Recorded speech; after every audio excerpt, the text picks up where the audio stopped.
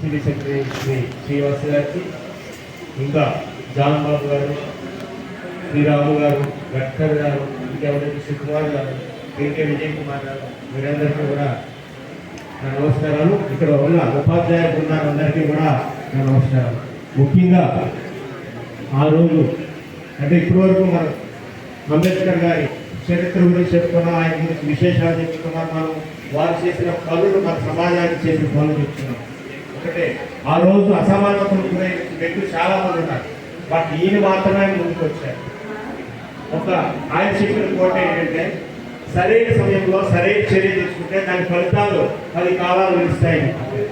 ఆయన ఆ విధంగా ఆ రోజు చర్య తీసుకోవడం వల్ల మనమందరం కూడా ఈ ఫలితాలు అనుభవిస్తున్నాం. అది ప్రతి ఒక్కరూ కూడా గుర్తుపెట్టుకోవాలి. వ్యక్తిగతంగా నైతిక అభివృద్ధి ఉండాలి ఆయన చెప్పించారు. ఎందుకంటే ప్రతి ఒక్కరికి ఒక నైతిక విలువలు ఉండి దాన్ని అభివృద్ధి పంచుకుంటే వ్యక్తిగతంగా వ్యక్తి ఒక సమాజంగా, ఒక వ్యవస్థగా, సమాజంగా అభివృద్ధి చెందుతుందని చెప్పి మనం తెలుసుకోవాలి. అలాగే ఈరోజు ఒక్క వర్గానికి చెందిన నాయకుడు మాత్రమే కాదు, అన్ని వర్గాలు ఈ రిజర్వేషన్ పొందుతున్నామంటే బీసీ వర్గానికి చెందుతున్నాం, అన్ని రకాలు ఓటు హక్కు పొందుతున్నాం. ఈరోజు మహిళల యొక్క వారసత్వ హక్కు ఆ రోజు న్యాయస్థానంలో న్యాయశాఖ మంత్రి వదులుకుని 1951లో ఆయన ఆ బిల్లు కోసం పోరాడారు. అది అమలు అవ్వట్లేదని చెప్పి ఆయన దాన్ని వదులుకుని బయటకు వచ్చారు. అలాగే ఈ రోజు మన కార్మిక చట్టాలు 15 గంటల పనులు ఉంటుంది, ఈ రోజు 20 గంటలు చేశారంటే ఆయన కృషి ఫలితంగానే. అంటే ఒక కార్మిక చట్టాలకు కానీ, ఒక మహిళలకు కానీ, రకరకాల వర్గాలకు కానీ ఓటు హక్కు కల్పించడం కానీ ఎన్నో ఫలితాలు మనకి ఇచ్చారు. అంటే ఈ రోజు ఆయన పూజింపబడాలి. ఇంకొక విషయం విగ్రహాల గురించి చెప్పారు. ప్రపంచంలో అత్యధిక విగ్రహాలు ఉన్న నాయకుడు ఈయన. విగ్రహాలు ఎక్కడైనా ప్రపంచంలో అన్ని నలుగురు చూసినా కూడా ఈయన విగ్రహాలు అదొక అరుదుగా ఒక రికార్డ్.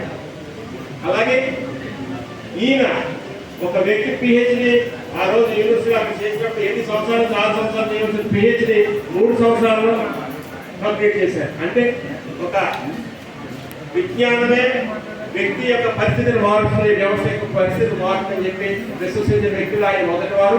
అలా చేశారు కాబట్టి ఈరోజు ఆయన చదువుకోవడం వల్లే ఈరోజు మనం ఈ శాస్త్రాలు, చట్టాలు, మనకి ఏ కాన్స్టిట్యూషన్ ఏదైతే వచ్చిందో దాన్ని మనం అనుభవిస్తున్నాం.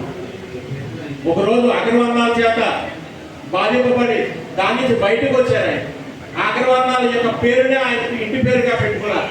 అంటే అలాంటి మహనీయుడు ఇద్దరు చెప్పారు, మా దాస్ గారు చెప్పారు.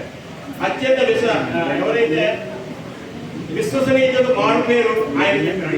ఆయన యొక్క మారు ఇంటి పేరుని ఎవరైతే ఏ వర్గానికి చెందిన వ్యక్తులు ఆయన్ని అనగానికి వచ్చారో ఆ వ్యక్తి యొక్క ఇంటి పేరునే ఆయన ఇంటి పేరుగా పెట్టుకోవడం అనేది చాలా ముదాహం చెప్పుకోవచ్చు. ఇలా ఆయన ఒక వృక్షం, అంటే ఒక వ్యక్తిలో ఒక మహావృక్షంగా ఎదగాలంటే ఎన్ని కష్టాలు పడుతుందో మనకు తెలియదు. అలాంటి మహావృక్షం ఈరోజు మన నాయకుడు డాక్టర్ బిఆర్ అంబేద్కర్.